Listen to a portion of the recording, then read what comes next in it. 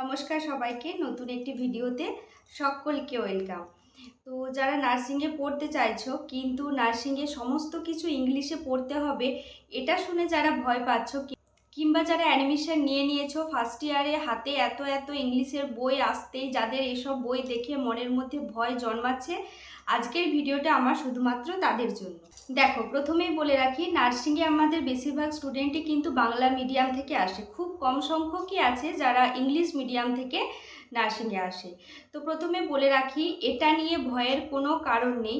যখন আমরা বাংলা মিডিয়ামে একটা জিনিস পড়তে পড়তে অভ্যস্ত থাকি, যখন আমরা সেই বাংলা মিডিয়াম ছেড়ে যখন এই ডিপার্টমেন্টে আসি এবং এত এত ইংলিশ, সমস্ত কিছু ইংলিশে দেখে আমাদের ভয় পাওয়াটাই স্বাভাবিক, এটা অস্বাভাবিক কিছু না। তো সেই সমস্ত কিছু ভয়কে ওভারকাম করে তোমরা ভয়কে কিভাবে জয় করবে, তো সেই নিয়ে আমরা আলোচনা করি, চলো। তো প্রথমে বলে রাখি, ফার্স্ট ইয়ারে আসার পরে প্রথম দিন যখন ক্লাসে যাবে, যখন দেখবে সমস্ত কিছু ইংলিশে আলোচনা হচ্ছে এবং তোমার পাশের জন দেখবে যখন সমস্ত কিছুকে ইংলিশে ভালোভাবে ক্যাপচার করে নিতে পারছে এবং সহজে সেটাকে বুঝে গিয়ে কথা বলতে পারছে, তখন তোমার মধ্যে একটা লো ফিলিংস আসবে, কিংবা তুমি ভাববে যে আমি হয়তো সেটাকে হয়তো ট্রেনিংটা আমি কমপ্লিটই করতে পারবো না। তো এই ধারণাটা ভুল।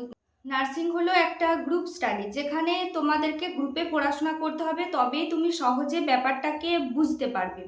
তো ধরো কোনো একটা টপিক নিয়ে ক্লাসে আলোচনা হলো, কিংবা তুমি ডিউটি করতে গিয়ে কোনো একটা ডিজিজ নিয়ে জানতে পারলে, তো সেই টপিকটা নিয়ে তোমরা পড়াশোনা করার চেষ্টা করবে, তাহলে বিষয়টাকে তাড়াতাড়ি উপলব্ধি করতে পারবে। দেখো, নার্সিং তো একটা গ্রুপ স্টাডি, তো গ্রুপটা এমনভাবে ক্রিয়েট করার চেষ্টা করবে, ধরো 5-6 জনের একটা গ্রুপ ক্রিয়েট করলে, তো সেক্ষেত্রে তোমরা চেষ্টা করবে যেন 1-2 জন সেখানে ইংলিশে ভালো হয় আর কি। তো সেক্ষেত্রে তোমার কি সুবিধা হবে, ধরো যারা ইংলিশে ভালো তারা যে সাবজেক্টটা নিয়ে পড়াশোনা করবে, সেই সাবজেক্টটাকে তাদের বাংলা করতে হবে না। ধরো বইটা একবার দেখলেই তাদের মনের মধ্যে এসে যাবে যে হ্যাঁ এই লেখা আছে, এই ব্যাপার। কিন্তু তোমাকে একটু এক্সট্রা এফোর্ট দিতে হবে। এফোর্টটা কীরকম, সেক্ষেত্রে তুমি একটা খাতা বানিয়ে নেবে। খাতা বানিয়ে রেখে দেখো, তোমরা একটা টপিক নিয়ে আলোচনা হলো, সেই টপিকটা লিখে রাখলে, লিখে রেখে এরপর ধরো কিছু কিছু টার্ম হয়, যে টার্মগুলো তুমি বাংলা করতে গেলে মিনিংটা একটু অন্যরকমই দাঁড়ায়, সেই টার্মগুলো তোমরা চেষ্টা করবে ওই টার্মটাই মনে রাখ। এরপর ধরো তুমি গ্রুপ স্টাডি করতে বসেছো, গ্রুপে একটা টপিক নিয়ে আলোচনা হলো, এরপর তুমি যাদের সাথে গ্রুপ স্টাডি করছো তারা সেটাকে বাংলায় তোমাকে বলে দিচ্ছে।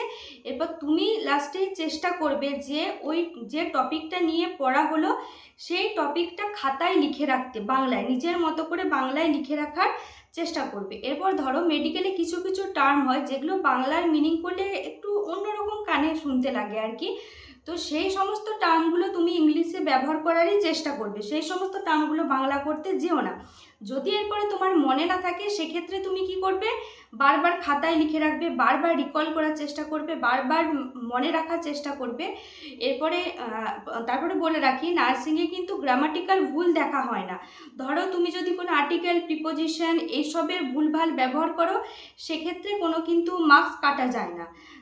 ধরো তুমি ইজের জায়গায় আর ব্যবহার করে দিয়েছো, কিংবা অ্যাম, ইজার কিংবা ইন, অন এসবের তুমি হেরফের করে ফেলেছো, সেক্ষেত্রে কিন্তু কোনো নাম্বার কাটা যায় না। তুমি তোমার মনের ভাবটা ঠিকমতো প্রকাশ করতে পারছো কি না, এক্ষেত্রে কিন্তু সেটাই দেখা হয়। কিন্তু মনে রাখতে হবে ইংলিশে করতে গিয়ে সেটার মিনিং যেন চেঞ্জ না হয়ে যায়। তুমি এক্সামিনারকে ঠিকমতো বোঝাতে পারছো কি না সেটাই দেখা হয়। সেটা তুমি যদি ইংলিশ, এটা এই ধারণাটা মনের মধ্যে পোষণ করবে না, যদি কেউ ইংলিশে লেখে সে বেশি নাম্বার পাবে, তুমি বাংলায় লিখছো কম নাম্বার পাবে, এরকম ব্যাপারটা একদমই নয়। আর গ্রামাটিক্যাল তো ভুল দেখা হয় না, এটা বললাম, কিন্তু চেষ্টা করবে মিনিংটা যেন ঠিকঠাক থাকে, এটা চেষ্টা করবে। ইংলিশেই লেখো, বাংলাতেই লেখো, যেন এক্সামিনারকে তুমি ঠিকমতো তোমার মনের ভাবটা প্রকাশ করতে পারছো।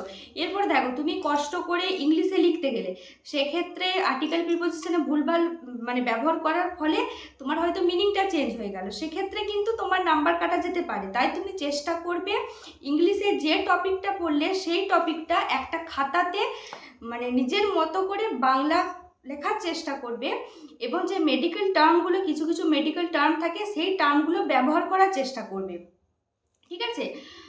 এটা গেল। এরপরে বলি, আর এই ভীতিটা সাধারণত ফার্স্ট ইয়ারে হয়ে থাকে, কারণ কথাতে আছে না, মানুষ হলো অভ্যেসের দাস। যখন এত এত বই নিয়ে তোমরা যখন চর্চা করবে তখন মানে তোমাদের অটোমেটিক্যালি একটা মানে নলেজে চলে আসবে যে হ্যাঁ ঠিক আছে, ইংলিশ তো ইংলিশ, কী হয়েছে, আমি ঠিক ওভারকাম করে যেতে পারবো এই ব্যাপারটা। আর ক্লাসে কিংবা প্র্যাকটিক্যাল ফিল্ডে যে তোমাকে ইংলিশে কনভারসেশন করতে হয় সেটা কিন্তু নয়। মানে তোমার কাছ থেকে জানা হবে যে তুমি ওই টপিকটা সম্পর্কে কতটুকু জানো কিংবা কতটুকু জানতে পেরেছো, এটাই ব্যাপার। যে ইংলিশটা কিন্তু মেন ফোকাস নয়, তোমার মধ্যে কতটা নলেজ আছে ওই বিষয়টা নিয়ে, সেটাই কিন্তু মেন ফোকাস। তো আশা করব ভিডিওটা তোমাদের সকলের ভালো লেগেছে। আর যাদের ইংলিশ নিয়ে এরকম ভীতি আছে, তোমরা ভিডিওটা তাদের সাথে শেয়ার করে দিও তাদের মনের কনফিডেন্স লেভেলটা বাড়ানোর জন্য। তো thank you for watching this video. Take care, tata and bye bye. আর ইংলিশ নিয়ে ভয় একদম নয়।